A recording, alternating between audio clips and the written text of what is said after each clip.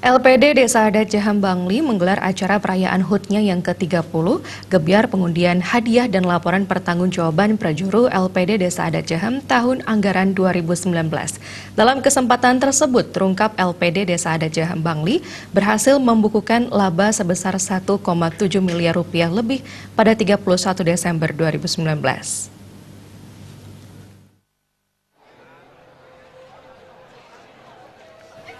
Acara gebyar pengundian hadiah dan laporan pertanggungjawaban Prajuru LPD Desa Adat Jaham berlangsung meriah dan dihadiri Bupati Bangli Made Gianyar, Camat Tembuku, Perbekal, Bendesa Adat Jaham, tokoh masyarakat setempat dan ratusan warga Desa Jaham.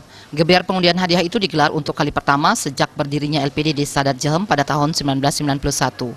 Hal ini terkait janji pengurus LPD yang akan menggelar pengundian hadiah spektakuler jika mencapai target laba 1 miliar rupiah lebih. Setelah menunggu 30 tahun, akhirnya pada tahun buku 2019, target tersebut bisa tercapai. Dalam gebyar pengundian hadiah kali ini, LPD Desa Adat Jaham menyerahkan hadiah 2 unit sepeda gunung, lemari es, dan hadiah-hadiah menarik lainnya. Masyarakat juga dihibur dengan pertunjukan seni budaya. Dalam laporannya, Ketua atau Pemucuk LPD Desa Adat Jaham Nyoman Dacin mengatakan, perkembangan LPD dari tahun ke tahun mengalami pertumbuhan yang cukup signifikan.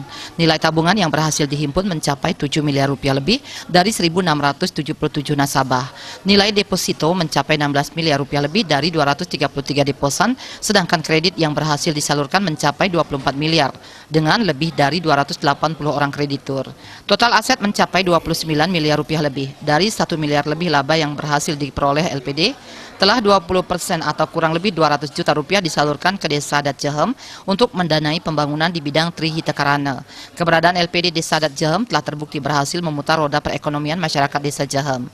Banyak UMKM yang dimodali oleh LPD bermunculan. Menjaga kepercayaan masyarakat dan meningkatkan profesionalisme pegawai LPD, pengurus LPD telah mengikuti sertifikasi untuk ketua, tata usaha, dan kasir. Di samping itu, LPD juga telah merencanakan untuk menggunakan teknologi informasi berupa LPD Banking dalam operasi. Hal ini bertujuan untuk memberikan kenyamanan dan kemudahan dalam bertransaksi, serta sesuai dengan era kekinian. Kita undi dari rekening tabungan, kemudian dari rekening deposito, kita undi masing-masing. Mungkin untuk tahun depan kita akan gabungkan untuk lebih meningkatkan motivasi masyarakat terhadap kepemilikan Kramo Desa Adat itu terhadap lembaganya sendiri.